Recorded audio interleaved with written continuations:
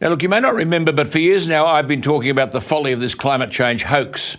I'll have more to say about it tomorrow, but allegedly reducing carbon dioxide emissions when China's carbon dioxide emissions increase annually by more than our total. That's their increase, more than our total. Oh, God. There are no prizes for Albanese and Bowen strutting the world stage, telling the world what it should do, and what they will do on climate change. I might add, when you have a look at Myanmar and the Middle East and China and Taiwan, the Prime Minister told NATO leaders last year that his government, the Albanese government, is, quote, not afraid to stand up against threats of peace and freedom, whether in Europe or the Indo-Pacific. Someone wrote that for him. But today the threats of Israeli peace, the only democracy in the Middle East, are met with an embarrassing silence in Canberra, rubbing shoulders with international leaders and telling them, quote, it'll be through Australia's actions that you'll see our resolve, unquote. I wonder if Albo tells these glad-handers that not one of our services, Navy, Air Force or Army, has a strategic strike power. Does he tell them that every one of our major defence programs is in disarray or scheduled to deliver capability so far into the future that it's in the realm of science fiction? Does he tell them we have no submarine program at all? And if we don't lease a submarine and continue to pretend that we can make them in Adelaide, we won't get one before 2040 at the earliest. Last year in Paris, our Prime Minister told 34 OECD members, quote, I firmly believe we can solve the biggest challenges of our time while laying the groundwork for long-term economic security and shared prosperity. I said at the time that it was not punching above your weight, but talking above your weight. Just look at the mess we're in.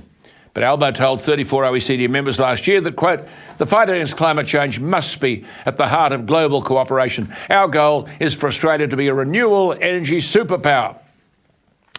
You might recall I suggested at the time the Prime Minister take a plane, or his plane, towards Amsterdam and start mouthing all this climate change nonsense to them.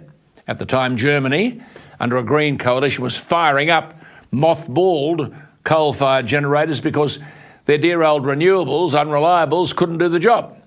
At the time, the Dutch government was talking the same nonsense on carbon dioxide emissions. When animals poo, what hits the ground is full of nitrogen.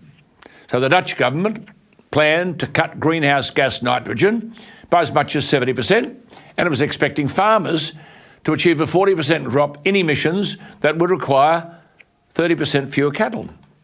That nonsense is on the agenda here. The Netherlands is the world's second largest agricultural exporter, and their farmers were being targeted. Now, you may recall thousands of tractor-driving farmers were demonstrating in the town of Stroe, east of Amsterdam, arguing simply that the future of farmers was being destroyed. Now, bear with me. You see, the generation of electricity only contributes 32% towards greenhouse gas emissions. Transport's 18% and agriculture is responsible for 14% of greenhouse gas emissions. So the emissions from transport and agriculture are 32%, about the same as for electricity generation. So what happens to agriculture here, as in the Netherlands? If you want to reduce emissions in line with this absurd Paris target, you'll have to reduce the number of animals. Get rid of here 28 million beasts, dairy cows, beef cattle, pigs and sheep, because the Prime Minister told the 34 suited OECD members fighting climate change must be at the heart of global cooperation. Prime Minister Albanese, tell our agriculture sector and our transport sector what that will mean. Because if you can't change a story, if you can't change the story, you have to change the result. Back to the Netherlands, and a bloke by the name of Geert Wilders, G-E-E-R-T. I hope I got that right, Geert. This is a bloke who's been laughed at in Europe, famous for his campaigning against immigration, the European Union, Islam and climate change, especially the nonsense about climate change and reducing herd numbers. Well, there was a general election last Wednesday in the Netherlands. Are you listening, Albo? And Geert Wilders is set to become the next Prime Minister. I should point out, by the way, that the Netherlands isn't really Holland. The Netherlands consists of 12 provinces. Many people use Holland when talking about the Netherlands, but 2 provinces represent Holland. The 12 provinces are the Netherlands. Wilders will now have to persuade potential coalition partners to work with him. He has been in the parliament since 1988. He was part of the centrist VVD party, but he quit them and set up his own Party for Freedom in 2006. He's described Islam as a totalitarian ideology, his aversion fueled by the assassination of the anti-Islam filmmaker Theo van Gogh in 2004, as well as the time he spent in a kibbutz in Israel. His election program has called for a ban on the Quran, on mosques and all Islamic schools, as well as on Islamic headscarves in government buildings. His anti-Islam rhetoric has made him a target for extremists. He lives under 24-hour protection. He says he will stop, quote, the asylum tsunami, which he has blamed for various social problems, including the Netherlands' housing shortage and the high cost of health. He's critical of climate, quote-unquote, scientists and believes the government has spent too much on reducing carbon dioxide emissions. He's advocated that coal and gas power stations remain open and proposes to halt the construction of solar parks and wind turbines. And he wants the Netherlands to withdraw from the UN's Paris Climate Agreement. This is all part of an encouraging alteration of Europe's political landscape. It's happening in Italy, Germany and France, or as Hungary's Viktor Orban has said, the winds of change are here.